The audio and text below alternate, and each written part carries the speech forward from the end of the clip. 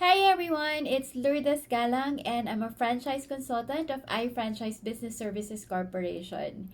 So in today's video, ipapakita ko naman sa inyo kung bakit magandang business ang mga dim sum products. And I'm sure alam nyo kung ano yung mga iba't ibang dim sum products kasi halos paborito ng karamihan yung pork siomai, beef siomai, at saka yung mga iba't ibang klaseng siopaw, 'di ba? Meron na nga ding siopaw na pang dessert. So, ipapakita ko sa inyo sa video na to kung ano-ano nga ba yung mga reasons kung bakit pwede mong i-consider or dapat mong i-consider ang business na ito, yung pagtitinda ng dim sum products, mapa-online man yan or offline, at kung magkano yung pwede mong kitain, kung gaano ka-feasible tong business na to, at kung gaano siya ka-affordable, especially with iFranchise Business Services Corporation because we are offering our food caravan and we are opening it for distributors and resellers like you na gustong magnegosyo ng ganitong klaseng business. So watch this video to learn kung bakit nga ba magandang business ang mga dim sum products. So bakit nga ba magandang business ang mga dim sum products? So kagaya nga na nabanggit ko kanina, ipapakita ko sa inyo sa video na to kung bakit pwede mo siyang i-consider or magandang i-consider mo yung ganitong klaseng negosyo. Bukod sa affordable na siya, ipapakita ko sa inyo kung gaano siya ka-profitable and gaano ka-feasible yung ganitong klaseng business. So, mapa-online or offline or traditional business mo man siya na gawin sa mga dim sum products natin, makikita mo kung gaano kaganda ang business na to. At lahat ng mga details na ipapakita ko sa inyo, syempre information or details to na meron kami sa food caravan business. But nevertheless, magkakaroon ka ng idea kung gaano kaganda ang dim sum products as a business. So, this is our food caravan business. At ipapakita ko muna sa inyo kung ano nga ba yung meron sa aming food caravan dim sum products. So, ito yung mga products na binibenta namin sa aming food caravan. May iba't ibang klase ng siopaw na dessert, merong kwapaw, merong siopaw, at iba't ibang klaseng siomai. So just to give you a better idea or a glimpse of this kind of products that we have available with Food Caravan Dim Sum, just watch this video.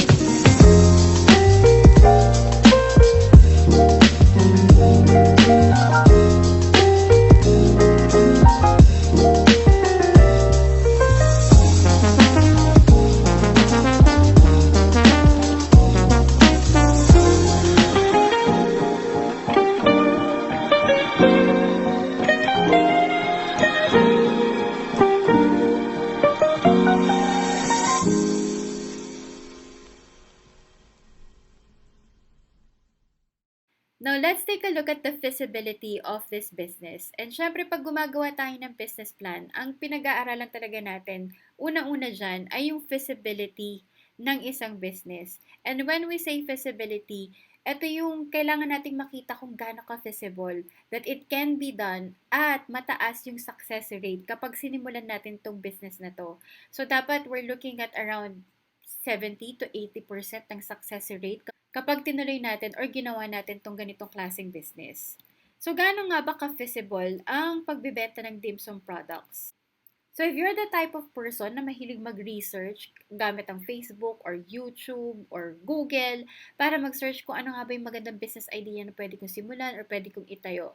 Kapag pumunta ka sa Facebook, pag tinype mo lang yung siomai, makikita mo itong mga videos na to. And imagine, sa nakikita nyo ngayon, no, traditional business yung ginagawa niya. And I'm sure nakikita nyo to, yung mga nagbebenta sa mga kalye, mga kanto-kanto na ng mga siomai, minsan may kasama pang rice, diba? So, nagbebenta sila tigti 3 pieces, 4 pieces, or 5 pieces. And imagine mo siya, nakakabenta siya ng mahigit 3,000 pieces na siomai araw-araw.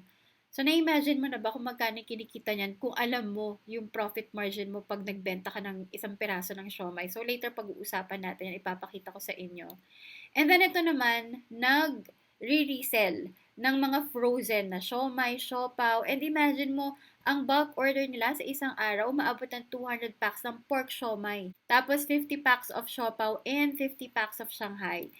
And again, another bulk order naman na 100 pork siomai, 50 jumbo siopaw, 50 mini siopaw, 50 Shanghai, 50 chili sauce. So, nakikita nyo ba yung feasibility ng business na to? Meaning to say, andun yung mataas na success rate kasi nakikita mo na talagang may umu-order, may customers ka, may market, may niche talaga itong ganitong klaseng business. And yun yung gusto nating makita pag nagre-research tayo kung gaano kaganda ang isang business or gaano ka-feasible na talagang it can be done at magiging successful yung business natin. And another way to show you na sobrang feasible nitong ganitong klaseng business ang dim sum products. Pag nagpunta ka sa Foodpanda, tapos i-search mo lang yung siomai, mag-a-appear yung mga iba't ibang businesses na nag-o-offer ng siomai as food product. So, as you can see here, ito ginawang steamed siomai silog. So, merong siomai, may egg, at may sinangag. And nakikita nyo naman po yung price. And then, pwede rin naman ibenta as is na steamed siomai or fried siomai, either pork or beef, or pwede rin naman ilagay na topping sa Hong Kong fried noodles ang pork siomai, shrimp siomai, iba't ibang klaseng siomai, 'di ba?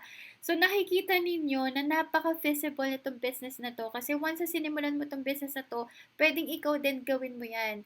Na kahit from your house, from your home, dun mo lutuin, pipick upin ni Grab or ni Foodpanda from your house at i-deliver sa customers na mag-order sa Foodpanda. So hindi ka na kailangan gumastos pa ng uupahan mo na space, para mag-dine in yung mga tao. Unless gusto mo rin na magtayo ka nga ng ganong klaseng space na kung saan pwede mag-dine in, na pwede ka rin magpa-online order sa Grab or sa Foodpanda. That's your choice. And again, i-discuss ko sa inyo yung concept na yan later on kung bakit nga ba talaga napakaganda ng ganitong klaseng business.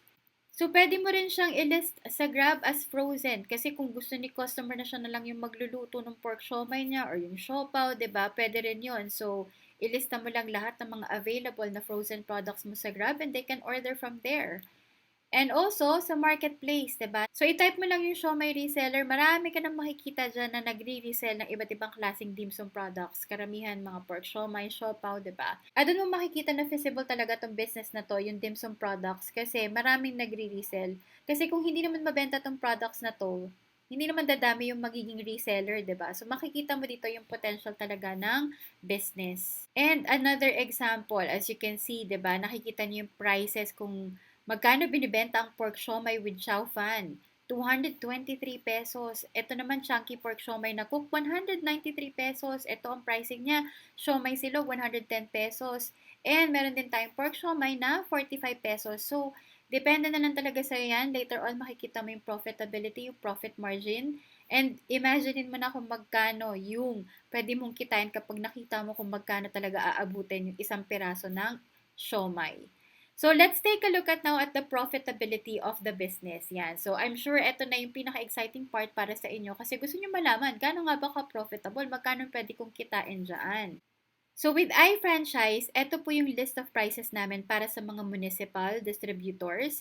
And ito naman yung list of prices namin para sa mga reseller. So, for the purpose of showing you the profitability of this business, syempre, ipapakita ko talaga sa inyo is kung ano yung price na meron kami with our food caravan business. So, ito yung ating food caravan, yung frozen products natin kapag binili ng isang municipal distributor sa amin. So, ang pork siomai, nasa 95 pesos lang, yung 30 pieces na nasa isang pack. And kapag special siomai naman, 30 pieces pa din, yung pork siomai ay nasa 195 pesos. And pag sa siopaw, yung asado, bola-bola, nasa 150 pesos, 6 pieces na po yung laman yan.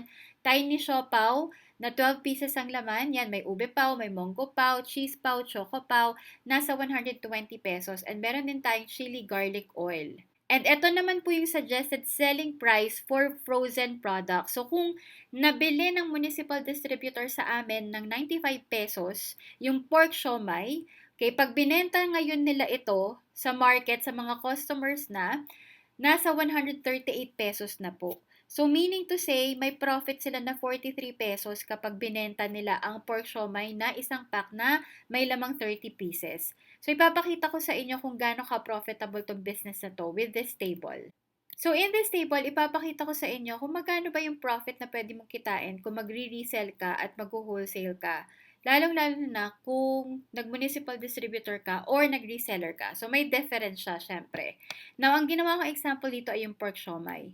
Okay, so sa reselling, kapag si municipal distributor ay nag-resell ng mga frozen products natin at ang example nga natin ay pork siomai. So dito sa table na to nakikita nyo ang municipal distributor's price ay 95 pesos. Meaning to say, nabili niya sa amin sa Food Caravan yung pork siomai ng 95 pesos. And ang suggested retail price nito pag nag-resell sila is 138 pesos. Now, ang profit niyan would be 43 pesos. So, let's say for example na lang, in a day, nakakabenta si municipal distributor ng 25 packs ng pork siomai. And since 43 pesos yung profit niya, 1,075 pesos ang pwede niyang kitain in a day.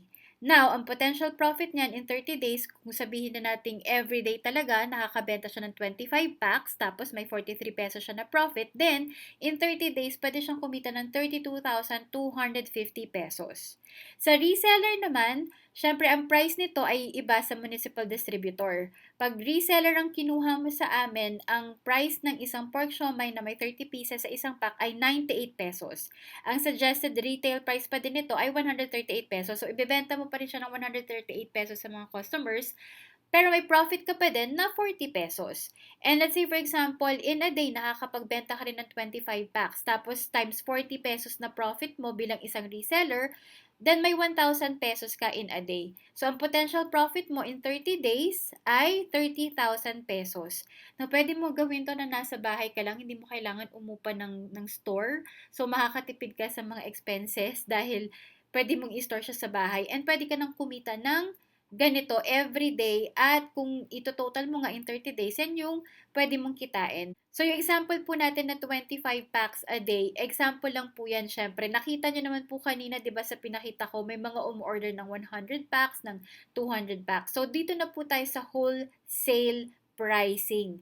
So, let's say for example, as a municipal distributor's price, gusto mo mag-wholesale para naman matulungan mo din yung iba na gustong mag-reseller din sa'yo or magbenta rin ng ganitong products na hindi nila kailangan maglabas ng ganong kalaking pera kagaya ng nilabas mo as a distributor, di ba? So, let's say for example, wholesale, 10 to 24 pieces ang pwede nilang orderin sa'yo, ibibigay mo sa kanila yung presyo ng 123 pesos. So, mabibili nila sa'yo ng 123 pesos. And sila naman, ibibenta nila ng 138 pesos. So, may profit ka pa rin as a municipal distributor na 28 pesos. And let's say, for example, dahil syempre nga, gusto rin nilang kumita, 'di ba? So, marami kong order ng 10 to 24 pieces sa'yo. And sabihin na natin nakakapagbenta ka ng 200 packs sa isang araw ng wholesale na tigda 10 to 24 pieces. So, may profit ka na 28 pesos. That's 5,600 pesos in a day na income for you. And in 30 days, kung every day may 200 packs ka nabibenta, then you will earn 168,000 pesos sa pag-wholesale. Pag reseller ka naman, ibabato mo pa rin doon sa magiging reseller mo din na 123 pesos. Siya naman, ibibenta niya ng 138 pesos. So, kikita ka pa rin ng 25 pesos na profit. Now, kung 200 packs na nabibenta mo in a day, then times 25 pesos, may kita ka na 5,000 pesos. And in 30 days, may 150,000 pesos ka. So again, syempre, may difference yung kikitain ni municipal distributor. Mas mataas siya syempre kasi mas malaki yung discount na makukuha ni municipal distributor kesa sa reseller. So dito naman sa example na to, pag ang wholesale naman is from 25 to 49 pieces, syempre dahil mas maraming kukuhain sa'yo, na wholesale, 'di ba? Bulk order talaga 'to. Ipapasa mo naman sa kanila ng 118 pesos yung presyo. Pero ibebenta pa rin nila ng 138 pesos. So may profit ka pa din na 23 pesos. At kung nakakabenta ka ng 300 packs, may 6,900 pesos ka in a day and in 30 days, may 207,000 pesos ka na income.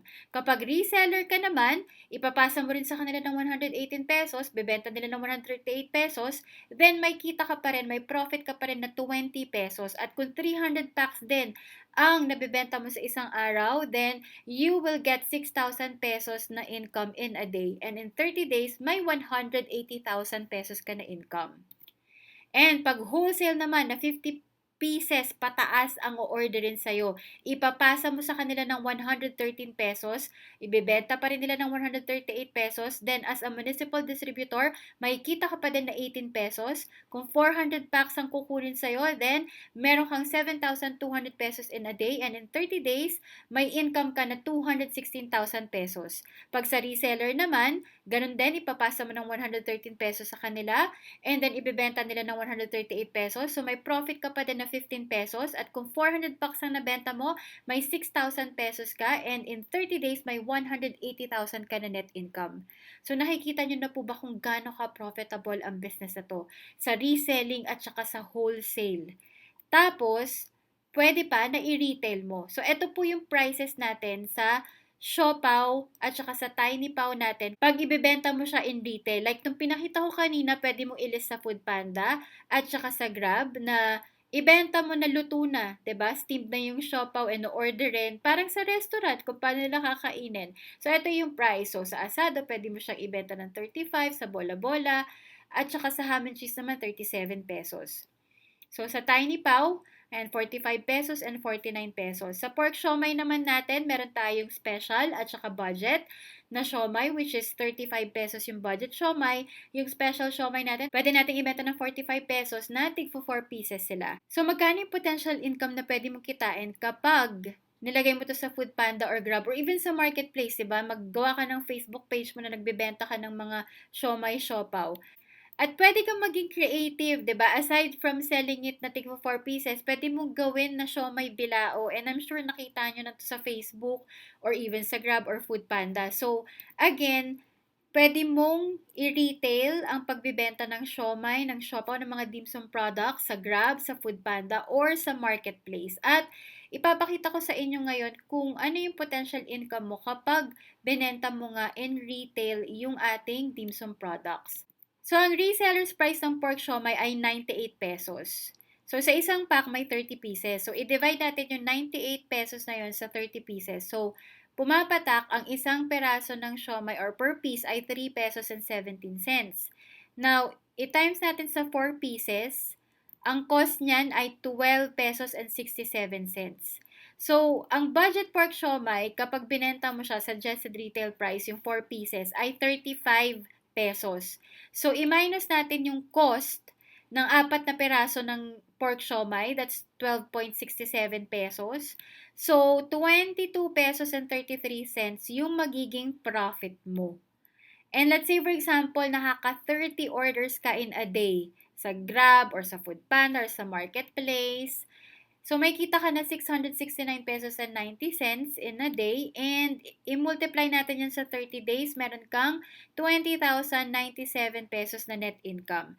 Again, conservative pa rin po itong pinapakita natin na income kasi nakita nyo naman po kanina dun sa isa, diba yung nagta-traditional business, mahigit 3,000 na peraso ng siomai ang nabibenta niya araw-araw. So, imagine, ito, conservatively, 30 orders a day pa lang yan. Meron ka ng extra income na 20,097 pesos. So, kung plano mong gawin talagang full-time business to, syempre, mas marami ka pang mabibenta sa isang araw and mas malaki pa yung magiging potential net income. But in this presentation, I want to show you kung paano mo malalaman kung gaano ka profitable at magkano yung pwede mong kitain sa isang peraso ng siomai at kung i-retail mo siya, magkano pa yung pwede mong kitain aside from reselling at saka wholesaling. So, another reason kung bakit nasabi natin maganda ang business na to, kasi it's for business in one.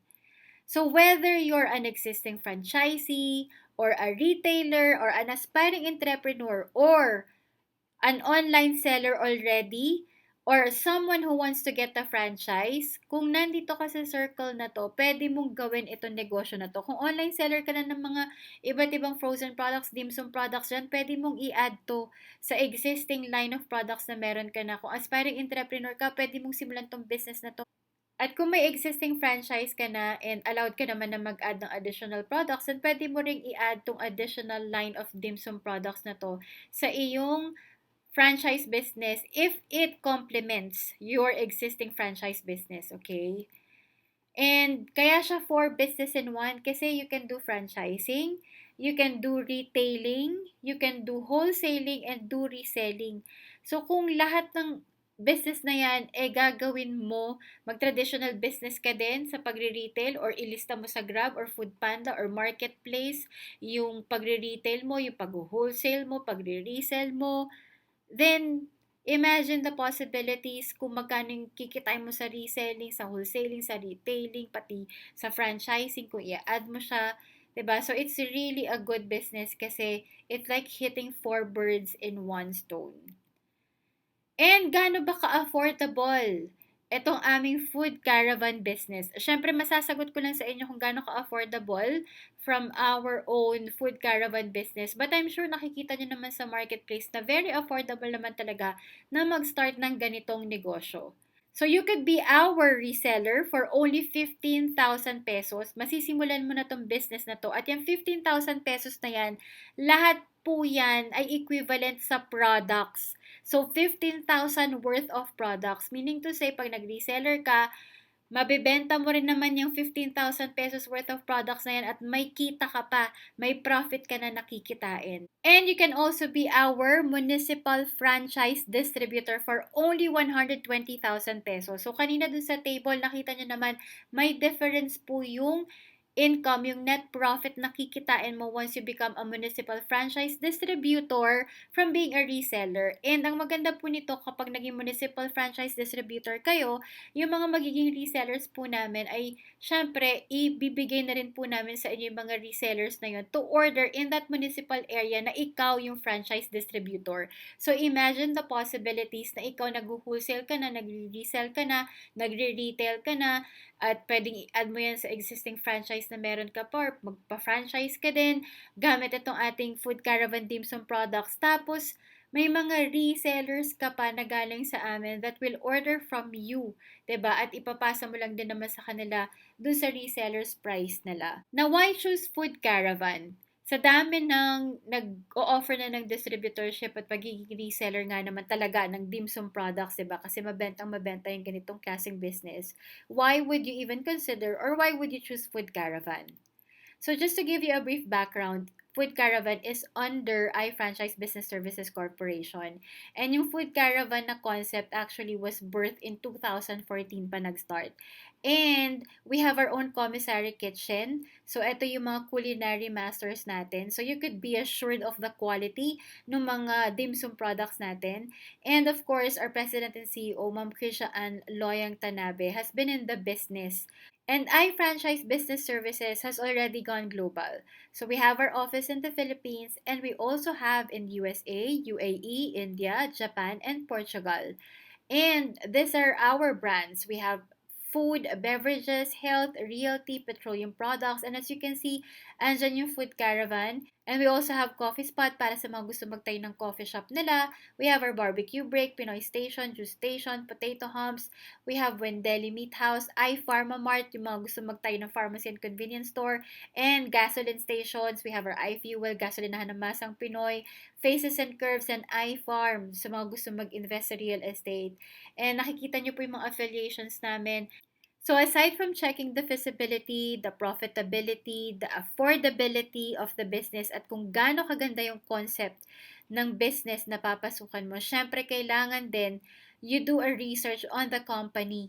Syempre kailangan ma-check mo kung gaano ka stable and gaano ka reliable at gaano ka trustworthy yung company that will help you get started in your business. And in addition to that, I'd like to show you our commissary kitchen kung saan ginagawa ang ating mga dim sum products para talagang masigurado mo na quality at hindi ka mapapahiya dun sa mga customers or resellers or yung mga mag-wholesale sa'yo ng ating Food Caravan dim sum products. So that's the end of our video presentation for our Food Caravan dim sum products at kung bakit nga ba maganda na gawing business ang dim sum products. So if you have any questions, or if you are interested to start this business, maging reseller ka namin, or maging municipal distributor, just message me, contact me, or we can set up an online meeting if you have any questions, or you can also visit our office in Green Hills, Manila by appointment.